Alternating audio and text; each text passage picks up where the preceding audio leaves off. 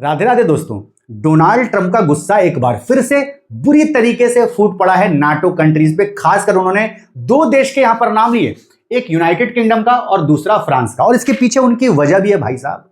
उनको पता है कि ये दो देश की सेनाएं ज्यादा पावरफुल हैं, तो अगर ये दो देश अपनी सेना को उतार देते हैं ईरान के खिलाफ इस युद्ध में, तो फिर इस युद्ध को यूएस जल्दी जीत जाएगा। लेकिन अगर ये दो देश इस युद्ध में नहीं कूदते हैं यूएस की मदद करने के लिए, तो फिर डोनाल्ड ट्रंप को यह भी पता है कि भाई साहब ये युद्ध उनके लिए बुरी तरीके से दलदल बन जाएगा। दलदल मतलब, दलदल में होता क्या, एक बार अगर आप फंस गए तो जितना ज्यादा हिलेंगे ना, जितना ज्यादा समय गुजारेंगे, उतना ही आप उस दलदल में नीचे जाते जाएंगे।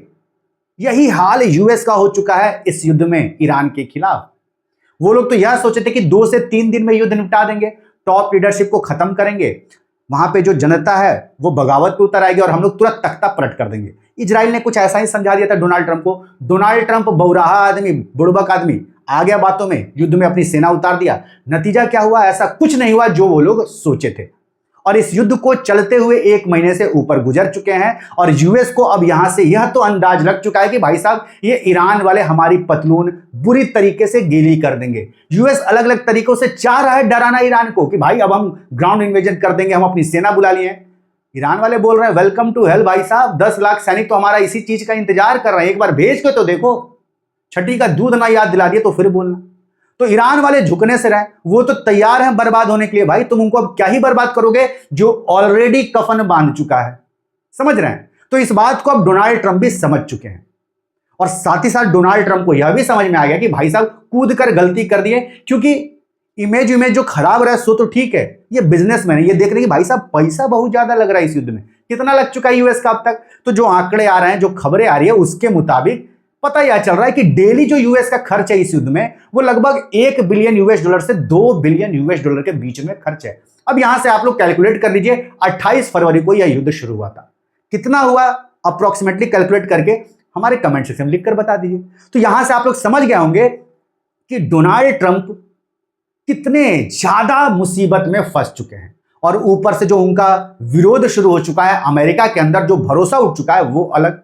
तो कहीं ना कहीं इन सारी चीजों को देखते हुए एक बार फिर से डोनाल्ड ट्रंप यह चाह रहे हैं कि भाई साहब ये नाटो कंट्रीज को किसी तरीके से तैयार कर लिया जाए, और इसी कारण से एक बार फिर से इनका गुस्सा फूट पड़ा है। और इस बार जो इनका गुस्सा फूटा है नाटो देशों पे, थोड़ा अलग तरीके से बोले हैं इस बार इनका लहजा थोड़ा ह्यूमिलिएशन टाइप का है।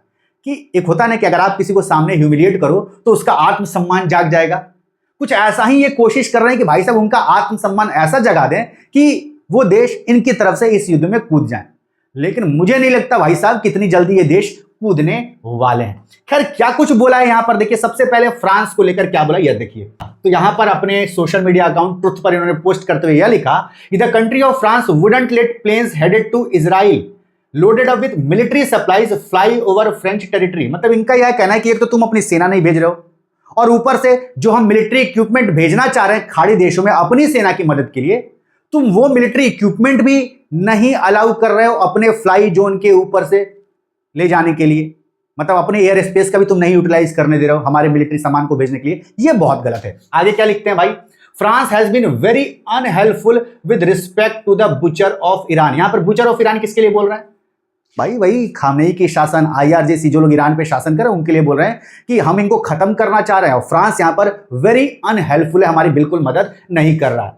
और बोले कि ये जो बुचर ऑफ ईरान है, who has been successfully eliminated. देखो अभी भी ये हार मानने को तैयार नहीं है। अभी भी इसका क्या बोल रहा है कि भाई हम तो उनको पूरी तरीके से खत्म कर दिए। जब इनको पूरी तरीके से तुम खत्म कर देते तो ये युद्ध अभी तक चलता रहता। मतलब गजब बड़बोलापन है यार, इसको पता नहीं क्या ही दिमाग है। आप यूएस में पूछ लीजिए अभी किसी से भी, इसको कोई लाइक नहीं करेगा। एक आदमी बंदा लाइक करने वाले नहीं हो। जो इसके वोटर होंगे वो भी इसके इसी बड़बोलेपन के कारण इससे नाराज बैठे हुए हैं। खैर आगे लिखता है कि the USA will remember president DJT Donald Trump. US इसको याद रखेगा। आगे क्या बोलते हैं देखिए, यूके के लिए इन्होंने क्या बोला, ऑल दोज कंट्रीज, अब सीधा सब पे आगे पहले, all those countries that can't get jet fuel because of the straight of Hormuz like the United kingdom which refuse to get involved in the decapitation of Iran, I have a suggestion for you. Number 1, buy from the US. We have plenty. And number 2, build up some delayed courage. Go to the strait and just take it. समझ रहे हैं किस तरीके से humiliate करके यहां पर ये चाह रहे हैं कि यूके को इस युद्ध में खींच ही लाए। क्या बोला कि भाई जो देश ईरान, जो देश वहां पे तेल नहीं निकाल पा रहा है, जैसे कि यूनाइटेड किंगडम का नाम ले लिया यहां पर, उनको क्या करना पड़ेगा? दो ही तरीके से अब उनको तेल मिल सकता है। किस तरीके से? एक तो या तो हमसे खरीद ले, हमारे पास बहुत ज्यादा है, या फिर करेज दिखाओ और इस युद्ध में कूदो और तेल अपना निकाल कर लाओ वहां से।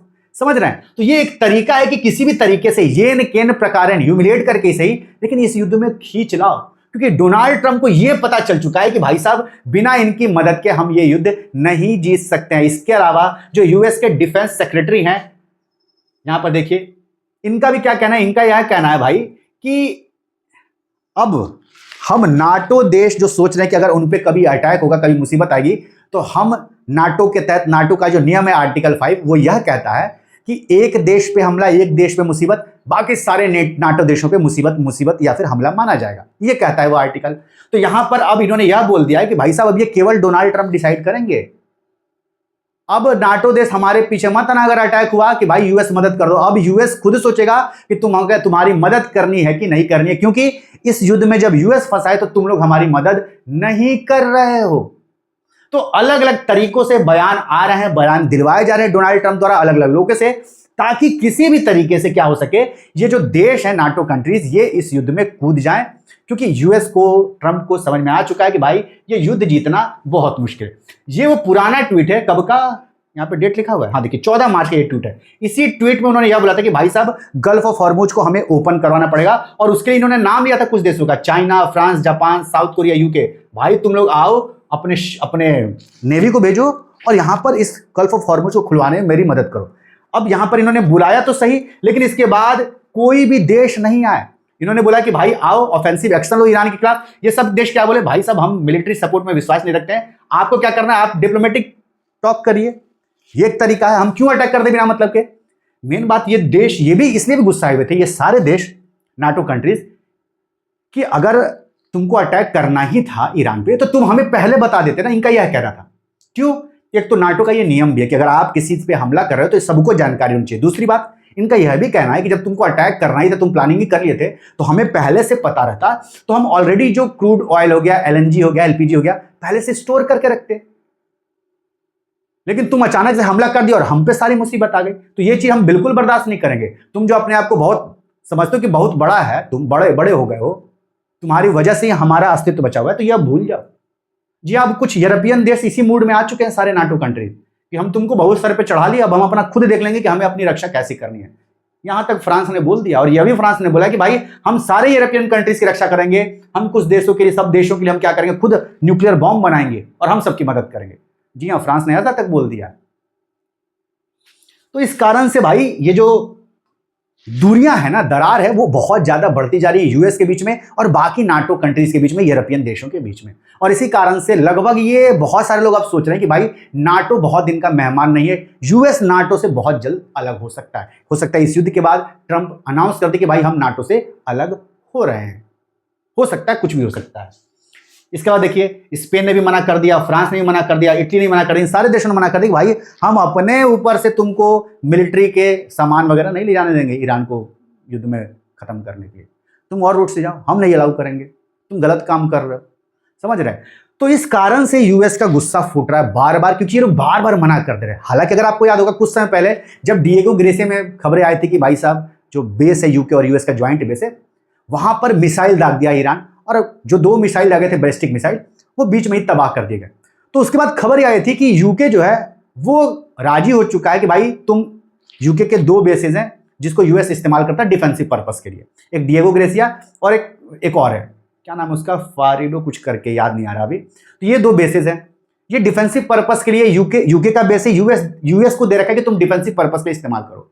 लेकिन जैसे ही ये बैलिस्टिक मिसाइल की खबर है, यूके ने बोला कि भाई तुम हमारी इन दोनों बेसेस को ऑफेंसिव पर्पस के लिए भी इस्तेमाल कर सकते हो, अटैक करने के लिए भी इस्तेमाल कर सकते हो। तो यूके ने यहां तक बोला था। उसके बाद डोनाल्ड ट्रंप का एक ट्वीट आता है कि भाई अब हमें तुम्हारी कोई जरूरत नहीं है। तो डोनाल्ड ट्रंप एक बार मदद मांगता है और दूसरी बार क्या होता है, तुरंत बिफर भी जाता है कि भाई हम तुम्हारी मदद नहीं चाहिए। फिर मदद मांगता है, फिर बोलता है कि हम तुमको देख लेंगे। भाई ऐसे मदद नहीं मांगी जाती है, एक तरीका होता है मदद मांगने का। तुम सोच रहे हो कि डरा कर, धमका कर, ह्यूमिलिएट कर किसी भी तरीके से हम मदद मांग ले, तुम बोलोगे कि हम रिमेंबर याद करेंगे। भाई ऐसे कोई मदद नहीं देता है। तुम ही केवल सुपर पावर नहीं हो, दुनिया में बहुत किसी के पास न्यूक्लियर बम है, और जिसके पास न्यूक्लियर बम है ना वो सब सुपर पावर है। तो ये चीज डोनाल्ड ट्रंप को समझनी चाहिए। जो ये पॉलिसी बना रखे हैं एरोगेंस की, इस पॉलिसी को, एरोगेंस को खत्म करो, पॉलिसी अपने आप से ही हो जाएगी। इनकी एरोगेंस वाली जो चीजें ना वो इन पर भारी कर पड़ रही हैं और इनको बर्बाद कर रही हैं। बाकी आपका क्या कहना है? क्या यहां से यूके और फ्रांस कूद जाएंगे इनके इस स्टेटमेंट के बाद, या फिर वो और भी बोलेंगे अरे जा अपना काम देख, हमें घंटा फर्क नहीं पड़ता है? आपको क्या लगता है? अपनी राय जरूर कमेंट करिए। और देश दुनिया से जुड़ी ऐसी खबरों को विस्तार से जानने के लिए, जियो पॉलिटिक्स को समझने के लिए हमारा ये जो नया चैनल है शेखर राजपूत अनफिल्टर्ड, इसको जरूर सब्सक्राइब कर दीजिए।